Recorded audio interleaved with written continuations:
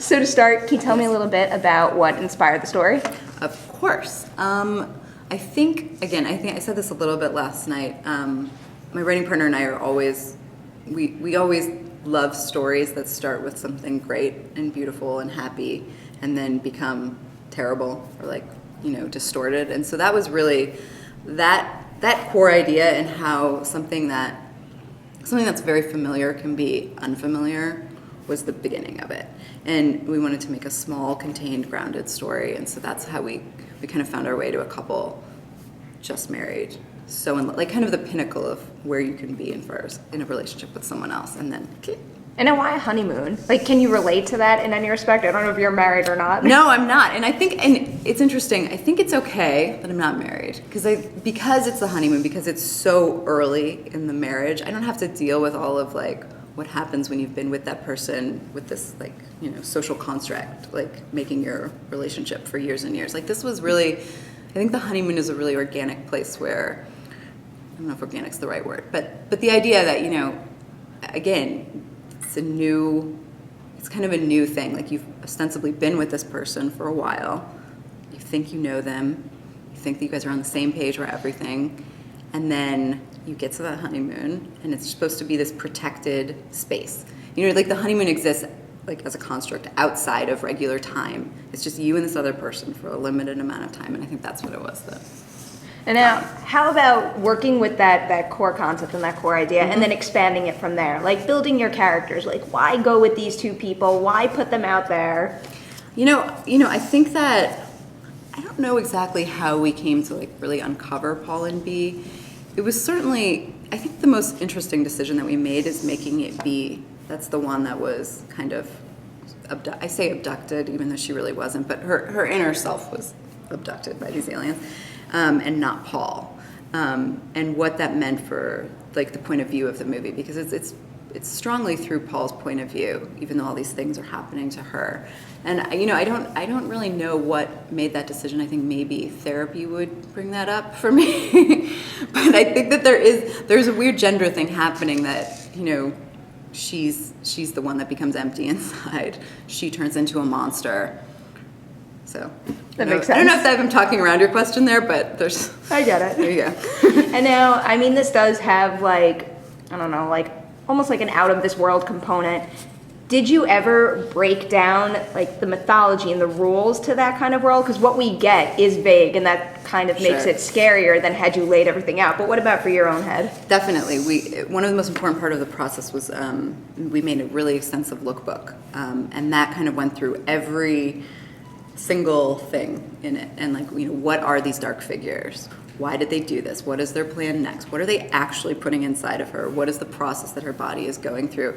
And so all of that exists, and it's so funny because it's just so important to the mythology of the movie. But you read it, and I'm I'd write it and be like, did I just write this is crazy. I'm literally saying that this alien went inside of her, impregnated her with their own data, and is now switching her over. That's the process that I think about it. This is, maybe I'm getting off track, but essentially, how you copy a memory from a hard drive to a computer? That's how I think about what happened inside of B. They put this thing inside of her, it started infecting her, and slowly what's her is leaving, piece by piece. Were you a horror fan to begin with? Were you writing horror material? I love sci-fi. I'd say that I'm more of a sci-fi fan than straight. I love horror movies, but I'm not.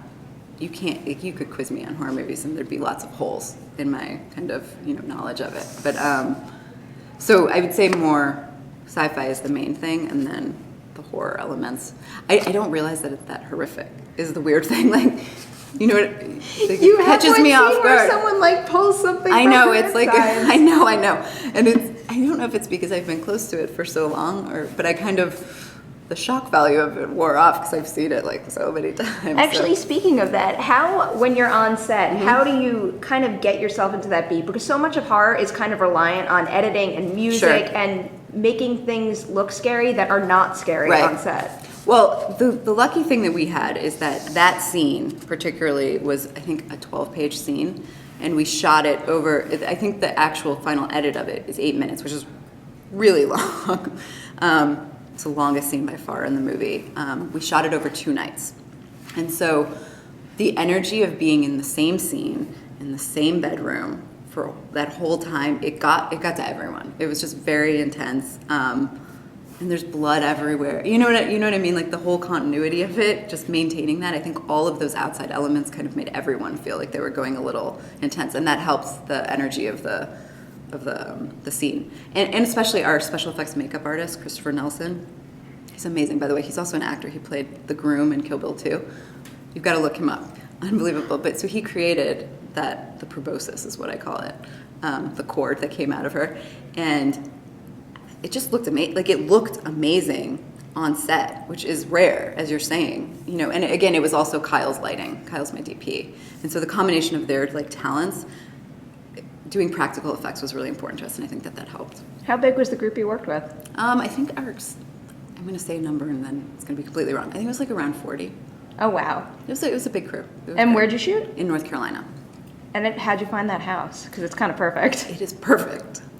We found this lake. It was called Lake Summit, and it's right outside of Asheville. And we was very lucky because that's where we were kind of based. And then we spread out for our location scout around the whole area. And then we ended up finding this perfect lake about 10 minutes from where the crew hotel was. And we saw a bunch of cottages, and the lake doubled perfectly for me for Canada. And there weren't.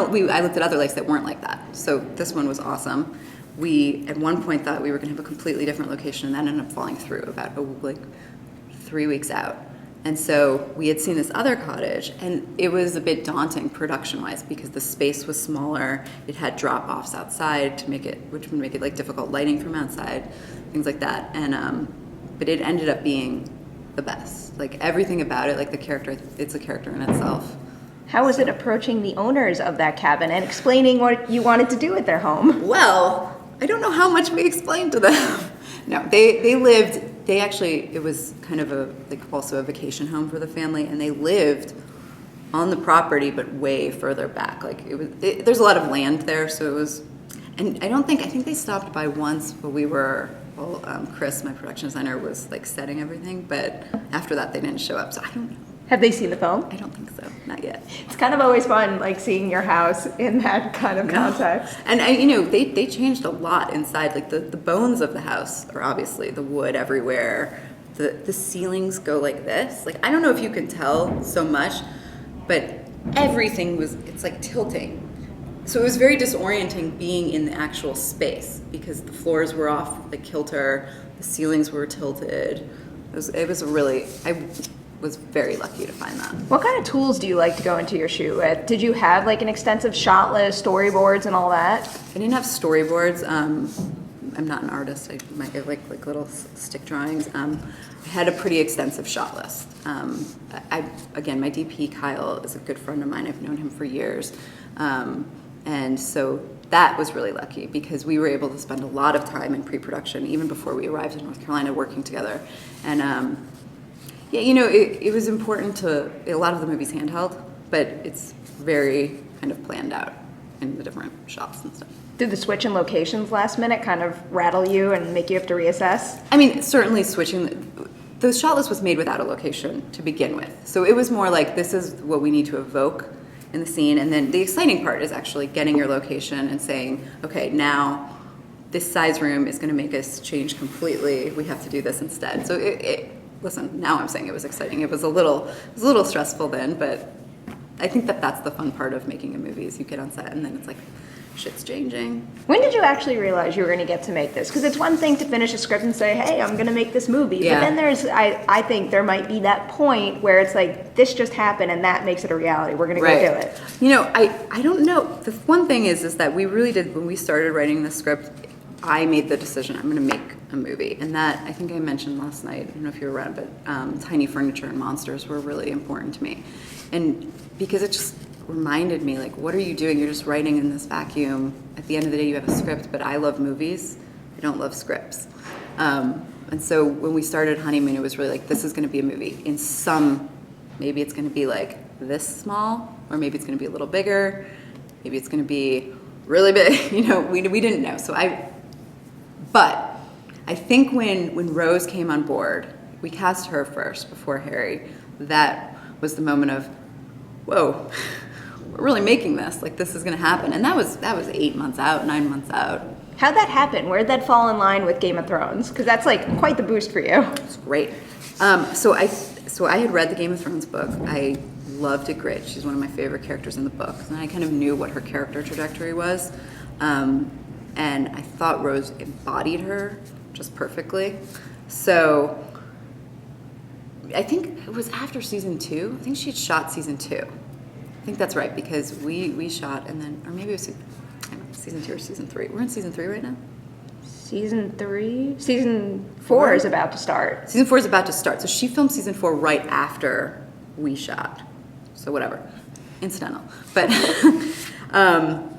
why was I don't remember what I was saying now. I think we were talking about how she how kind Rose. of came So I aboard. just knew. I felt that like she was going to be awesome and that she deserved to, and I knew she was going to break big. And I feel like because of where I got her in the trajectory of her character, people hadn't really realized yet. You know, she had some great scenes, but like her sex scene with Jon Snow hadn't aired yet. That was all airing while we were on set. So she'd only been in a couple episodes when I cast her, and I knew that people would love her and get on board, and so it was great. I mean, it's great for us. And now how about Harry? Because like he's in, I mean, kind of a similar situation. He's Yeah. got like a really robust body of work, So but much. he's not too familiar here, so you kind of caught him at a great time also. I know. And Harry, I can't tell you, finding Harry was the best, because it's difficult to find guys around this age that don't fit into very specifically kind of Hollywood dictated molds. And I've just never met anyone as charming or as like strong in their presence. And you know, I met him first, and we just like had dinner, and he was just so like the energy was so much. This is Paul in such a great way that I knew right then that we were going to cast him. And then, you know, a few weeks later, like, we actually, you know, finished the whole process of it. And he's so talented. His charisma is amazing. And I just feel very lucky to have worked with both of them. Because, listen, it's their movie. It's just them. And I think they're awesome.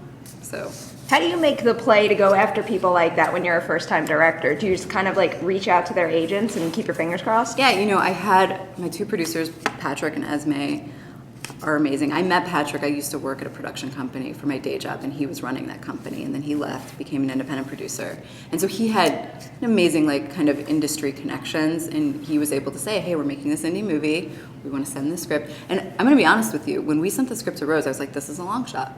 Like, because in my mind, she was already a giant star. And so I had no idea, like, if she would read the script or what. And when we got that call that, like, Rose is interested, you're going to talk to her, I had to Skype with her the first time. And I was just like, this is crazy. So I think, you know, you just have to decide what you want, like what the best level that you could possibly have is, and try to get to that at some point, you know? And then it'll either happen or it won't, but you got to try for it, so. Was there any instance where you tried for something and it didn't happen and you had to troubleshoot? I mean, listen, I think casting is the biggest thing that would have been very scary. And I was just so lucky that they both loved the script and came on board. So that was the thing that there was obviously tons of little things that kind of didn't work out, or, you know, just production stuff, but nothing, there were no big disappointments except the rain.